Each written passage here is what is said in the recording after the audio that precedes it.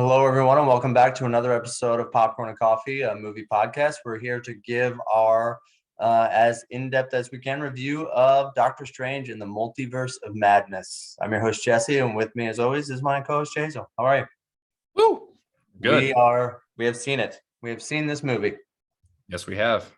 Okay, I'm just going to jump right into it. Okay, I'm going to read you the plot summary, and we can first discuss how well we think IMDb describes this movie. Dr. Stephen Strange casts a forbidden spell that opens the doorway to the multiverse, includes alternate versions of himself whose threat to humanity is too great for the combined forces of Strange, Wong, and Wanda Maximoff. Ooh, boring. That borderline sounds like the plot of Spider-Man No Way Home. Yeah, right. So how about you give me like your summary of it and I'll give you mine. Okay, let me see. This can be comical. Let's, Doctor Strange, aka Multiplicity. That's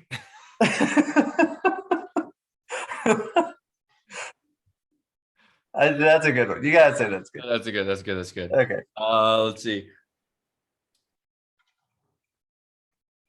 Orphan girl gets lost and the multiverse, and Doctor Strange has to help her find her parents. Doctor Strange, Annie. And he is, what's his name? I don't guy in Annie. I don't know. Warbuckle. I don't know. Wanda Maximoff in search for her twins. Yeah, where she's like, baby's day out. And who's the baby? America Chavez. That's who's out, and everybody else is trying to catch her. Okay, so let's get into the movie. Yeah, it's pretty much they introduce a character, America Chavez, played by something Gomez. How do you say her name? Zachitl? We're butchering that. We're so sorry. Maybe the X is silent. I'm not sure. Regardless, she was great. She did a very good job. Yes. I love that character. That character's powers are really cool. And even the star dimension portal things that she creates are pretty awesome. Yep. I really liked her character. But she is trying to find Doctor Strange to help protect her from the evil sorcerer who is trying to steal her powers. That's pretty much the gist of the movie. And she's jumping dimensions or universes trying to find the one who can help her. What do you think of that open of a different Doctor Strange, slick back, ponytail hair, Doctor Strange, hippie Doctor Strange? Yeah, no, it was cool. I liked it. I liked him too, and he was doing some weird like ice spells. Like it seemed like all of his spells he cast had something to do with ice. Yeah. Which I thought was really cool. And they never really said what universe or multiverse he came from. No. It was just one of them. Yeah. Yeah. So he ends up dying, and she goes to get our Doctor Strange, who happened to be at a wedding of one Christine Palmer, aka Rachel McAdams. Yep. And he's all sad because she's marrying some other guy. Of course. That's what happens when you blip. That's what happens when you blip. You know, you come back and she's falling in love with someone else. Yep. What did you think of this movie going into it? We kind of talked about it before we went and seen it because we did go see it together. You rated this movie, I think, higher than I did. Yeah, I had it rated at like a 4.25 stars. Out of 5. And I had it rated at like a 2.5 out of 5 because I truly thought that there was going to be too much going on and it was going to just make the movie bad. I mean, even when I say bad, I don't mean bad as in not watchable or bad as in not even fun. I knew it was going to be a fun movie, but looking at it as a standalone film, how would it do? And I thought that it was going to be a detriment to it. How did it hold up to your expectations or lack thereof? I think it met my expectations. I was pleased. Yes. It didn't drop down any. I didn't go up any higher. I think where I had it ranked was it met what I was thinking. So and I had it ranked extremely low, Hmm. and it far exceeded my expectations. I would put it up there with you at like a 4, 4 and a 5. Yeah. This was an extremely, not only was it an extremely fun movie, I thought they did really well at tying together a lot of the plot elements to make it a cohesive film. And it didn't, it wasn't so fast paced that it detracted from the movie. I think the movie overall was paced very well, Right. even amongst all the dimensional universal time hopping that we got. So Yeah. I was overly pleased with what it was. We obviously got director Sam Raimi coming in to take the helm of this one. First Marvel horror movie. Yeah. Would you agree? And oh yeah, it was a horror movie. It was a horror movie. It had Yeah. horror beats throughout. Yeah. Was it aggressively horror? No, I wouldn't say so. But it for a PG-13 horror thriller, I would say it was. Yeah. Yeah, I Yeah. thought it did its job well. Yeah. Yeah. And going back to like Sam Raimi's Spider-Man films, those had some horror elements to it, especially At least the first one. at least the first one. Yeah. Yeah, They got less and less throughout. yeah. But this one had way more beats in it. A lot But of there was even scenes where you could tell he as a director was like, okay, and he says, I don't know what he's saying. I'm putting words in his mouth. Where he's saying, okay, I want to take this scene over the top so people get like almost a homage to horror as opposed to trying to be yeah. horror. Like, do you see what I'm doing here? And Mhm. not only do you see what I'm doing here, but it worked. It still worked for the movie, you know? Yeah. Like Yeah. the scene when he's getting in a fight with another version of himself, Doctor Strange, and he accidentally falls on a piano and hits the keys in a way that would be in a horror movie, Yeah. you know, and it's Yeah. so intentional, but you're like, I see what you did there, and that works, and it works really Mhm. well. Yeah. Uh Again, trippy movie, just like the first one, where it's just things are, very Inception-esque kind of things are Mhm. moving and going all over the place. You obviously got the scenes of the one shot of him going through multiple dimensions with America Chavez. What'd you think of that? Yeah, no, that was really cool. You got to see like some old black and white. You did too. Uh, and then they had the cartoon one, which was cool, or almost comic book looking. Yeah, Uh, then they were paint at one point. So just gooey paint. yeah, She made a yeah, comment about how food was free in most dimensions except the one that we're from, yeah, and then made a mention of how hard it was to eat in the paint world. Like yeah, she's been there before, and it's just like, oh, okay, wow, wow. yeah. Uh, this is a spoiler episode, just so everybody knows from this Good point. point. I Thank you. should point that out. Yeah, I think a big shock for me was seeing Scarlet Witch as the main villain. They hid that very well in the trailers. You think so? Yeah, I think they did. I didn't see that coming. Like I thought she was just going to be a helper, and then once he goes to her, and I think it was when she said, "You didn't say her name, did you?" Yeah. I was like, "Oh no, And they don't waste any time. Like it's within the no, first 15 minutes, she's the bad guy, and they're just yeah, going at it. And not only is she okay, so this is coming off her arc is coming off of what they set up in the WandaVision series. So she yeah, had created that town and fake people, some real people, some fake people, especially her kids were manifestations. They weren't real. yeah, And now where we find her in this movie is where that show ended, and hmm, all she wants to do is create that family again using the Darkhold.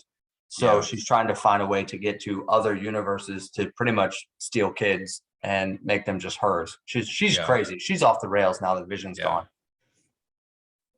And this movie made, I think after this, since this movie's out now, and when you watch it, you're going to appreciate the WandaVision series so much more. I 100% agree with that. Because it set it up. I mean, it set up. We needed that series for this movie. Yes, 100%. It definitely made, and I liked the WandaVision series. I thought it was good, Yeah, but it made it for me even better. yeah, And thinking that Vision is still out there in the world somewhere, hmm, so you could easily bring her back into it to some extent in some way. Yeah. But Which that doesn't make sense. Like she wanted her kids. So why didn't she just go and look for another vision? Why was she so obsessed with she's getting crazy. her kids? I would just say she's crazy. Yeah. Yeah. She's off her rocker. Well, what they set up in the WandaVision show, the Darkhold, and how the Darkhold plays with your mind. And so at that point, I don't even think she's really doing what she wants. She's more doing what the dark dimension wants her to do and just using her. So I think that's a huge part of it. And just as a caveat, looking at this movie from a Christian worldview perspective, there is a lot of dark dimension, demonic witches, things like that going on in here. And I think it helps in looking at it from the perspective that it is based on the comic book. And by no means do I think at any point in the show does it glorify those things. No. For all intensive purposes, she is the bad guy, and is it never looked at as a good thing to be a witch, to possess these powers that are calling upon pretty much hell, you know. And I think that's important to note, especially from our perspective, that I'm not going into this movie like, oh, that's so cool, I wish I could be a witch. You know, she's obviously tormented, she's obviously in pain, and she's obviously relying on supernatural forces to get an ends to a means that are completely used in a negative light. Yeah. Would you agree? I mean, do you have any other thoughts on just that? Yeah, no, I 100% agree. I don't think there was any glorification of cult practices or anything like that in this. I mean, even the only probably scene I would say would be when Strange said he was going to use it to get like to save what's her name. That I would probably say like, oh, like the only from a Christian worldview, I could see that being like, oh, well, they're using evil to defeat evil. You can't do that. So you know, that would be my only spot where I'd be like, okay, no, that's wrong. You can't do that. But I would 100% agree with that. And they were using it to get to a certain plot point that is from the comics of him being again, we see zombie elements, we see him possessing a lot of demonic stuff at that point as well. They're just setting that up, and I would agree with you that would be the only point where I would say, okay, that's bad. There was an element of him searching for the antithesis of the Darkhold, which was, I can't remember what they called it, the good book, essentially, that allowed him to use good magic to fight against it, but she destroyed that. It would have been nice for them to bring that back around in some way, so he did use good against evil instead of evil against evil. I would 100% agree with that. It didn't go that way in the movie, though. No.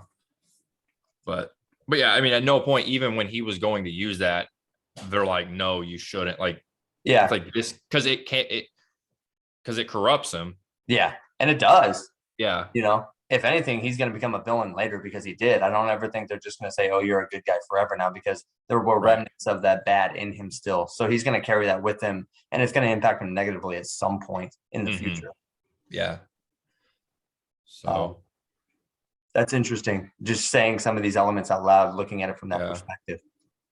But I don't even think when he uses it, they're necessarily glorifying it. They're just more saying, okay, well, he's got to use it because there's nothing else for him to use in the scenario. But which, I mean, Strange Zombie was pretty cool. Strange Zombie, really, it did pay off. It paid off well. Yeah. There's a lot that was going on in this. I have one word for you, though. And again, for spoilers for people, we're gonna do a little word association. You tell me how you feel. I'm gonna say one word. You tell me how you feel about one word. Pretty simple. Okay, we're gonna just do a test run. Octopus. What are your thoughts about an octopus? An octopus? Yeah. Because we got a one-eyed octopus in this movie. What do you think about the creature involvement, otherworldly things? Yeah, it honestly, okay, so that kind of reminds me when I'm watching it, I'm thinking of the uh uh DC's Suicide Squad. When they got Okay, that yeah. giant one-eyed Very monster and stuff. similar to what was that starfish thing? Yeah. Oh, I guess that was more of a starfish, but It was still, sea Project creature. Starfish. Yeah, it Yeah, had one eye though. yeah. Uh I'm yeah, I mean it excited. was Go ahead. yeah, no, it was cool. I mean, I'm just I yeah. What I love about it is we're watching a world where the blip happened, cosmic stuff is happening all the time. And then out of nowhere, this one-eyed, crazy-looking octopus shows up and is wrecking havoc in New York. Doctor Strange is at a wedding, and no one's really freaking out. Like they're freaking out because they don't want to die, Yeah. but they're looking at it like, oh, this is just another day in the Marvel Cinematic Right. Universe. Like people are just used to crazy stuff happening and Yeah. expecting someone to show up and just take care of it. Mm-hmm. And I think that's really cool because we've been watching these movies now for 10 plus years, 20 plus movies. It's normal to us. Of course, it's going to be normal to people in universe. Mm-hmm. You know what I mean? Yeah. It just is. Yeah. So I think that's really funny. The only thing with that, like, and this isn't a knock against the movie or anything or MCU, whatever. You're in New York City. There's this giant octopus destroying stuff in the street. You know Peter Parker is somewhere and his spidey senses are going off and he does nothing. He doesn't swing in. Maybe he's out of town. I don't know. You can explain it away however you want. I doubt it. Yeah. He has no money. That's true. But that is a product of kind of just the comic book genre where, okay, we're going to have a whole Doctor Strange run and nobody else show up. Like there's a ton of Avengers. Where are all of them? Yeah. If they show up, this movie's over in 10 minutes. So obviously they can't show up, but you're absolutely right. Can't think about that too hard. No. Because it'll ruin it. Okay, one more word association. All right. Ready for this one? Yeah. Illuminati.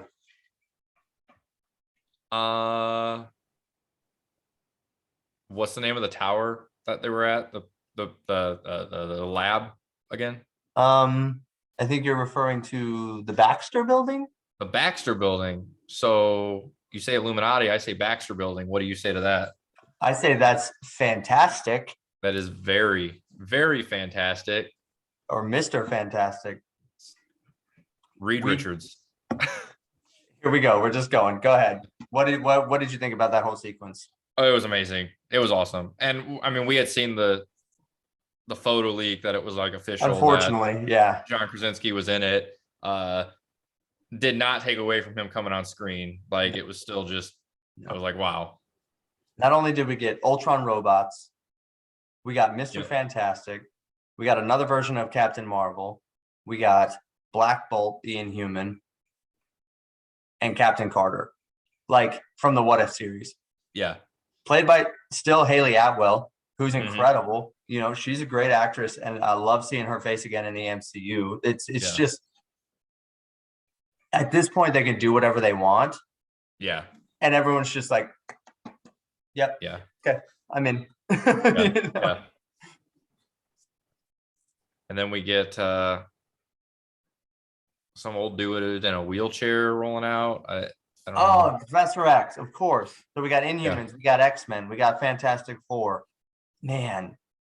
They set up so many possibilities in this film. Yes. And again, we can't take away from the horror aspects of this movie because Scarlet Witch murders everyone. Yeah. Straight up. Yeah. They introduce all these really, really cool characters. And then she goes just to see him die. She goes full on Palpatine on him and just takes him out. Dude, straight up Anakin in Younglings. Yeah. Black Bolt's head explodes. Ooh, she rips Mr. Fantastic apart. She puts, it's like when you put Play-Doh through those things and it like turns it into a bunch of little string Play-Dohs. Well, then she like blew his head up too afterwards. So it was not very nice to them at all. all. Nasty. Cut Captain Destroyed Carter all in half. Yeah. Mm. Ugh. She goes straight up, and there's a few sequences in this where the horror was dialed up to an 11. Mhm. And I think it worked. It worked really, really well. Yeah.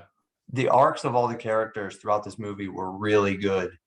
Um, Obviously, you had the stuff with America Chavez, and the movie started where she could only really use her powers when she was really scared and had fear. So, and then portals would pop up, and she'd borderline accidentally go through them more than anything.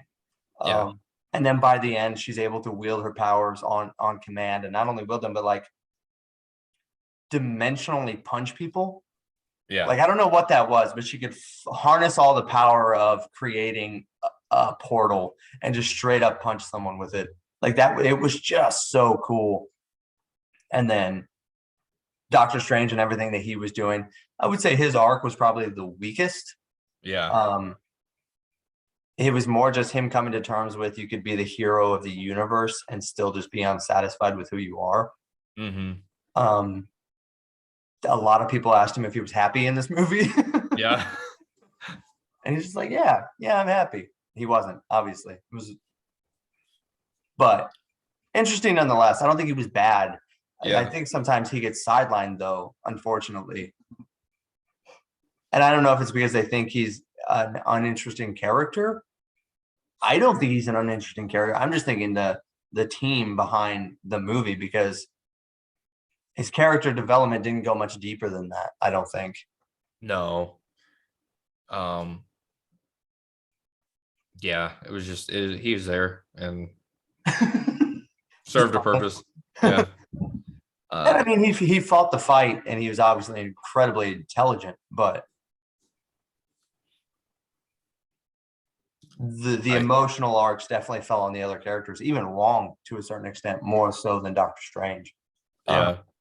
And Wanda, of course, because she's an incredibly in turmoil character. There was going back to some of the horror aspects of the movie, the scene where so they're able to what I can't remember what they called it, but they can like control like a basically shadow if they have a if Oh they yeah, have their person in another universe, they can like take control of them in some way. pretty much. And Yeah, possess so their she bodies, and yeah, so Wanda did that with one of her care with herself in a different dimension or universe, and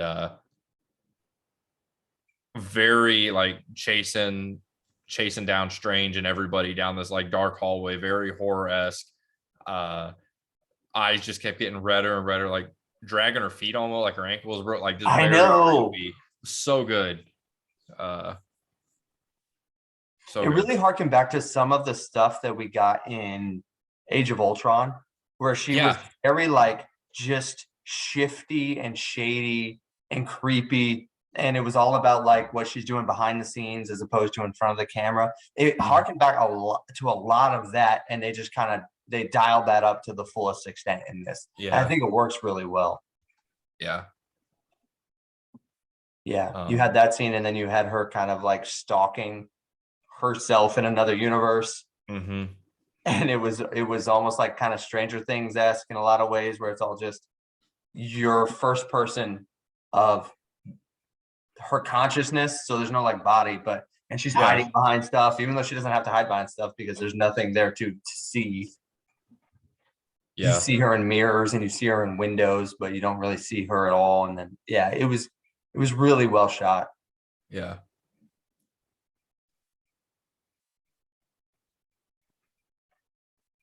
A ton of good characters. I wasn't sure um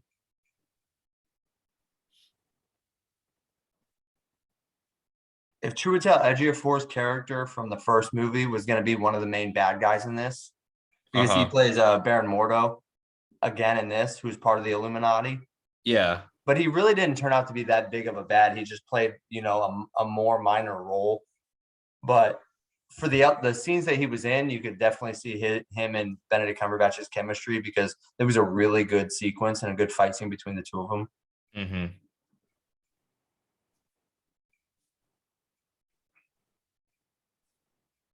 still interested to see how this is all going to play a role in the overarching MCU, you know, Yeah. because it still seems rather contained. Hmm. The status quo as a whole at the end is not much different than it was at the beginning. So I don't know where it goes next. Obviously, you have Thor coming out, and then I think you have Black Panther at the end of the year. But what implications does this leave on the umbrella of the MCU? I'm not 100% sure. I don't think it's much different at this point. No. Because they're gonna, I mean, obviously they still got to rebuild their whole team. Who's gonna for the Yeah, next Avengers movie? Who's gonna be the leader of it? I think Strange probably will be. think so. Yeah, I I mean, almost who think else he is has to there? be. He's the only one that's. He's more like a Stark in the sense that he's got the brain and stuff, and he True. kind of feels like he fits that role. Yeah. I think if you bring Thor and even Peter Quill into it, I think you'll have that fighting and stuff over saying like, "Oh no, I'm going to do it." Yeah. I mean, could have Ant-Man. Could be Ant-Man. I mean, it could be man, that's tough. It's tough. Uh, At this point, I just want a Fantastic Four movie. I know. If they give us a Fantastic Four movie, it could be Reed Richardson. I know, He could take that. but that's not slotted at all. There's no space. There's nothing slotted for a Fantastic Four movie at this point where the world is at. How crazy would it be if like next year they're like, "Hey, Fantastic Four drops July, like just right at the beginning of the year." They've been working on it this whole time. I would die. Yeah. I don't think that's the case, but I would die. Yeah. So, I mean, we're here. I love the movie. I think it's better than the first one. Oh yeah. I think it's in my top 10 favorite MCU movies. I think it works really well within the world. And if you're not a fan of horror movies, though, you're probably not going to like this movie. This movie Yeah. caters heavily to a certain demographic of it in the audience. It really Yeah. does. Oh yeah. And I mean, my wife Mariah, she didn't care for it. Yeah. She's not a fan of horror films, so that case in point right there. This movie is not for kids. I would say anyone under the age of 16, definitely not. At that point, use your parents' discretion advised. Yeah, it would come with some conversations, it Yeah. really would.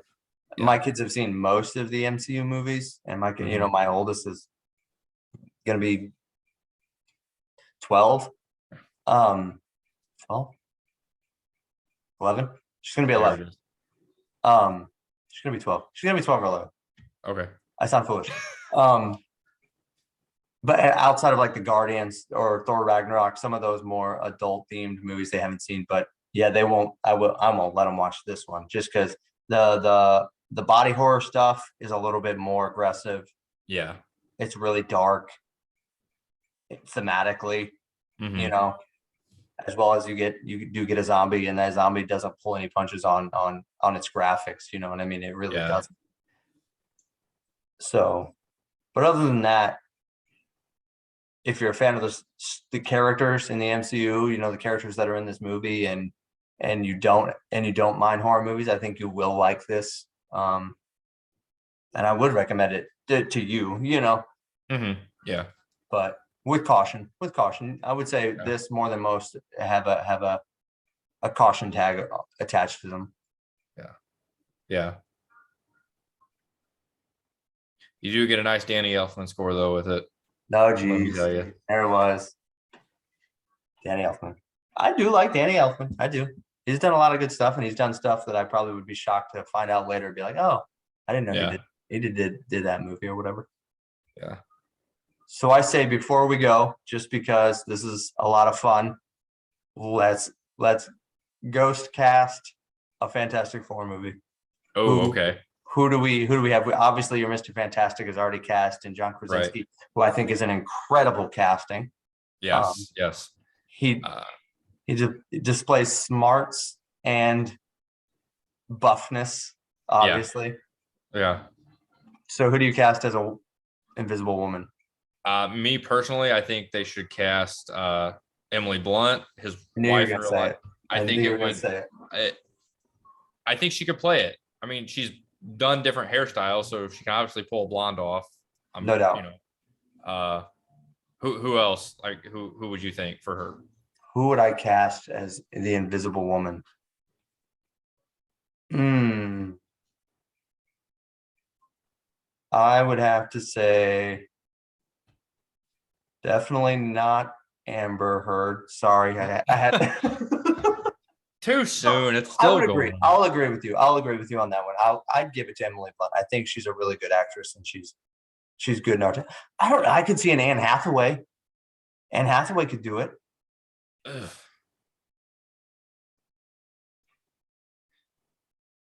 Yeah, Yeah. yeah. I Keira can see that Knightley? too. No, No, you don't think so? no, not Keira Knightley. Okay, and I'll go with Anne Hathaway. I could see Anne Hathaway. Okay, all right. Who would you cast as her brother, the Human Torch? Uh,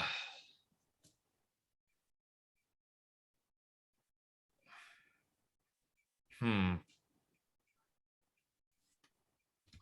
Trying to think. Young. It depends on if you're like Reed That's true. Richards seems like an older Reed Richards, not a younger Reed Richards, Yeah. which would make almost all of the cast a little bit on the older side. So even if you went with Emily Blunt or Anne Hathaway, who I would put in the same category, he's going to be like mid-30s Johnny Storm, not like late 20s Johnny Storm. Yeah. You could do okay. So I got two. Okay, the one's more of a goofy one. You could go Okay. with uh Channing Tatum. No, I'm saying that's my goofy one. What about Taron? no. What about Taron Egerton? Edgerton from the Kingsman movies. Ooh, that's a good choice. That's a good choice. I like Taron Egerton. I would be 100% okay with that. I definitely like that over. Or Grant Gustin. I don't know. That'd be hard to break away from the Flash character. I know. Okay, so I've got two as well. Okay. Number one, I would say you could go with keep it the same casting as the last one, as Michael B. Jordan, and they could be an interracial brother sister. I don't think that was a problem. I think that was one of the only elements that worked in that other Fantastic Four movie. And I really like Michael B. Jordan. I still think he could pull that off. You could bring him in and it wouldn't be jarring. He's already in the MCU. That's true. You can't. Darn it. Okay, my other choice, Alan Ritchson from the Jack Reacher series. Oh, so I haven't watched that yet. So And you just make him a super, just huge, jacked Johnny Storm. okay.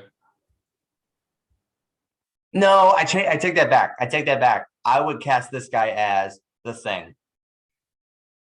What's Okay. his name? What's the Thing's human name? Uh I'm drawing a blank. I got it here.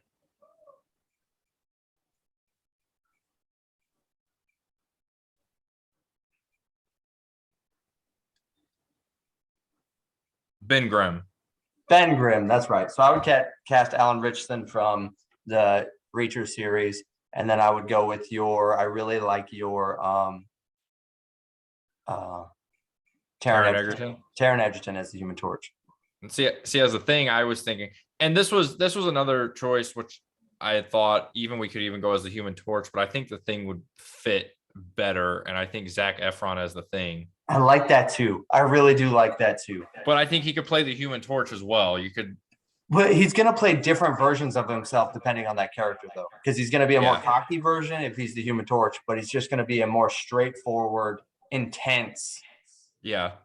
If he's Ben Grimm. I like him better as Ben Grimm. I like him better as Ben Grimm. Yeah.